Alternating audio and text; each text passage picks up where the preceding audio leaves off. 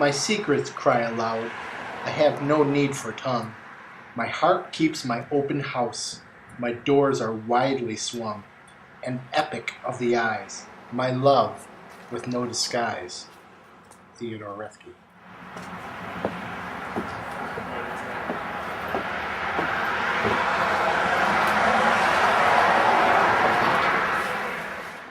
In the right parlor, now known as the music room, is an oval-framed baby picture of Theodore Roethke. The piano remained in the home because it was too heavy to move. This room is of museum quality and begins the Roethke family story. It speaks to what the house can be with the proper research and funding.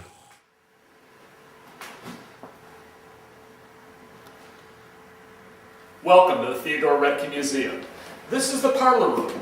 Our goal here as a museum organization is to refit this room so it's exactly as the Roethke family would have encountered it while the poet was alive and living here in this town and in this specific house. The room right now has two purposes to it. First, as a historical artifact and a recreation of how the poet himself would have lived. And second, it's being used as our poetry room. Right now we have a poetry library of approximately 200 books, all contributions from the community, and we hope to grow this. We hope that this house is at one point a center for poetry in the Great Lakes Bay region. The other purpose of this is to house what will eventually be our special collections for the Roethke Library. We hope, in time, that this place will be second only to University of Washington in terms of housing Roethke papers, Roethke artifacts, and all sorts of things dealing with the poet. I brought along with me today two things that I think you might find interesting. Two small books. The first is a book that's called Animal Stories for Little People. This was not written by the poet, but it's of historical interest because this is, to our knowledge, or at least as far as what we could find, the earliest book that he had in his library that we've been able to locate. If you look at the inscription in the book, it says, Theodore Roethke, from Mama, for being good to little June. And June was his sister.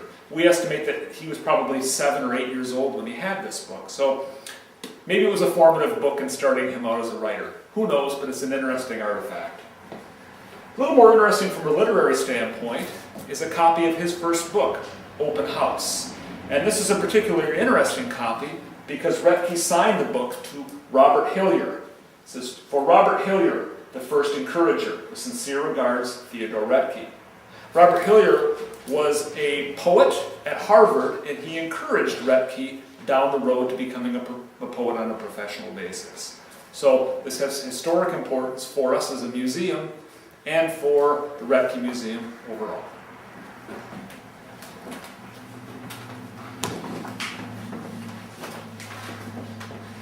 Welcome to the dining room. The Roethkes were a formal family, and so this is where they had dinner every night. About 4 years ago, we were able to purchase the dining room outfit from Kayla May, who at one time owned an antique store in Midland, Michigan. When Roethke's father, Otto, died, when Roethke was 14, he was symbolically placed at the head of the table. Over here, we have a letter that he wrote to Pete Roser, and it's written in green ink. And when he was a teacher, he was always correcting his papers in green ink. In fact, he didn't marry until he was 45, so he spent parts of his summers here. His sister, June, would type his drafts because the poet didn't learn how to type. And we have a replica typewriter from the era on the table. Also, a plaque stating the people that helped us buy the dining room outfit. It took about 20 people to do that. Over here on the credenza, on the buffet, is a picture of Roethke receiving his honorary doctorate from the University of Michigan. It was a very hot day. June St. John, a friend of the Roethkes, told me about it. She was there. And underneath his gown, right here, sitting and clapping, is Robert Frost. He was a poet in residence in Ann Arbor for years, but also received his doctorate on the same day that Roethke did.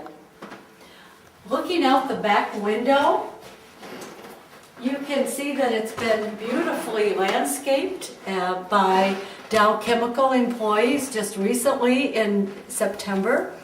And they helped us over a 2-day time period, 100 volunteers, to landscape outside and to paint inside. We truly have a facelift for this old historic house. We're in good shape, and we're so glad that you came to visit us today so we could show it off. Also, something that I forgot to mention, is because it's way over in this corner, but this is something we received in Los Angeles when we went out there to receive the first release of the poetry stamps in 2012.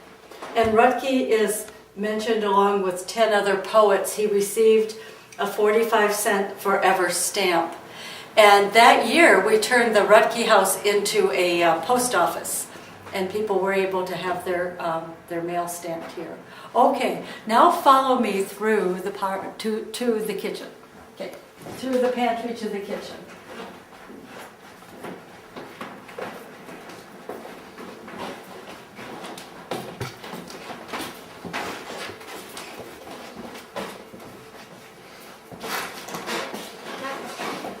This is where the poem My Papa's Waltz is supposedly to have taken place. It's anthologized more than any other poem, and you can find it probably in every classroom in the country. It wasn't the case a few years ago, but as a teacher, I found that by the time I retired in 2005, it was everywhere. And so when I first came into this kitchen about 15 years ago, I was so disappointed because it's so small. And how could anybody romp around and waltz here? But my feeling is that Otto came a few steps from the greenhouse, and he'd had a hard, long day, and his little boy, Ted, was ready for bed. And they romped around here a bit, and then through the pantry, through the dining room, through the west parlor, and up the stairs to bed. That's the route I think they took. The poem goes, "The whiskey on your breath could make a small boy dizzy, but I hung on like death. Such waltzing was not easy. We romped until the pans slid from the kitchen shelf. My mother's countenance could not unfrown itself. The hand that held my wrist was battered on one knuckle. At every step you missed, my right ear scraped a buckle. You beat time on my head with a palm caked hard by dirt, then waltzed me off to bed, still clinging to your shirt." We have pictures of his parents, Otto and Helen Roethke. And Helen was a wonderful cook and never allowed a visitor to leave without feeding them. So we do our best around here.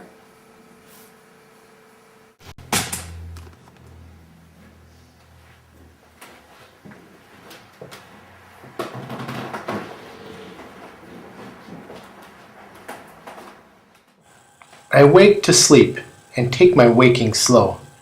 I feel my fate and what I cannot fear. I learn by going where I have to go. The waking.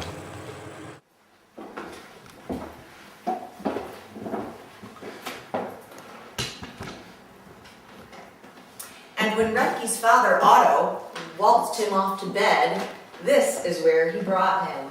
Welcome to Theodore's bedroom, in which we have his original brass bed, placed here at an angle because Inez Morrison, the former housekeeper, told us that the Roethkes traditionally set their furniture on angles. We also have here his writing desk, beautiful oval table. Roethke was known to be a joyful writer. However, he had some dark sides too. He wrote one poem, shown here on top of the bed, that talks about standing on this very bed. He said, "I'd stand upon my bed, a sleepless child, watching the waking of my father's world. Oh, world so far away. Oh, my lost world. You can almost picture the young poet staring out this window. In those days, the greenhouse would have been here in the backyard, as you know. And when Roethke was about 15 years old, his uncle Carl committed suicide in that greenhouse. So I can imagine that he had some darker thoughts looking out into the backyard in those days. But out this window, he had a rather good time. His cousin Bud had a bedroom directly across from Ted's bedroom. And so the two boys would stand here and talk to one another in the night. In fact, Roethke once wrote a poem about these exchanges, and it was called My Dimwit Cousin. Also in this room, we keep this file, which when Roethke won his Pulitzer Prize in 1954, all kinds of things were removed from the home, things that were taken to be stored away and archived. But this was left. And one of the interesting things about it is it really gives us some insight into how Roethke's mind worked. There's a tab here for greenhouse poems and some of his courses, his reading lists, his letters, bibliography, editors, and unfinished business. So this is one of the other treasures that we have here in Roethke's bedroom. Oh, my sister, remember the stars, the tears, the trains, the woods in spring, the leaves, the scented lanes. To my sister.